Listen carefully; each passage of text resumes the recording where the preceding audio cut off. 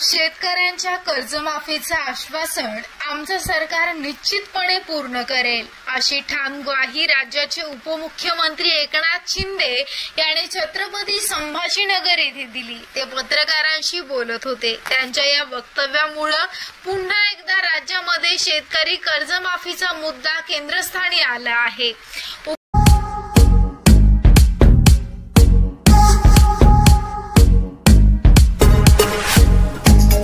उपमुख्यमंत्री शिंदे म्हणाले, निवडणुकीमध्ये दिलेला वचननामा आम्ही पाळणार आहोत। त्यांची अंमलबजावणी टप्प्याटप्प्याने सुरू झाली। अनेक योजना राबवल्या जात आहेत आणि त्यासाठी निधी देखील दिला जातोय। आमचं सरकार प्रिंटिंग मिस्टेक करणारं सरकार नाही, जे बोलतो तेच करतो। शेतकऱ्यांच्या पाठीशी आम्ही ठाम उभे आहोत।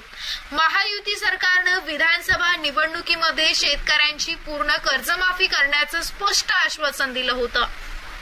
त्यामुळे सरकार स्थापन झाल्यानंतर लगेच कर्जमाफीचा निर्णय घेतला जाईल अशी सामान्यांची अपेक्षा होती।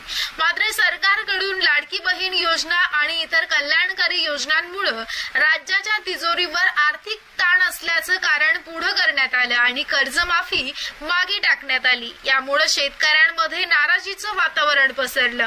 मात्र कर्जमाफीची घोषणा नेमकी कधी होणार, ही प्रक्रिया कधी सुरू होणार, या प्रश्नांची उत्तरं महायुती सरकारकडे नाहीत। महायुती सरकार नेमकं जर मुहूर्ताचा शोध घेत असेल तर मुहूर्त पाहणारे सध्या लग्न सराईत घेतले आहेत। त्यामुळे मुख्यमंत्र्यांची उगाच खोटी आश्वासनं आहेत, चॉकलेट देऊ नयेत अशा प्रतिक्रिया शेतकऱ्यांकडून येत आहेत। तुम्हाला काय वाटतं, कमेंट बॉक्समध्ये नक्की कळवा।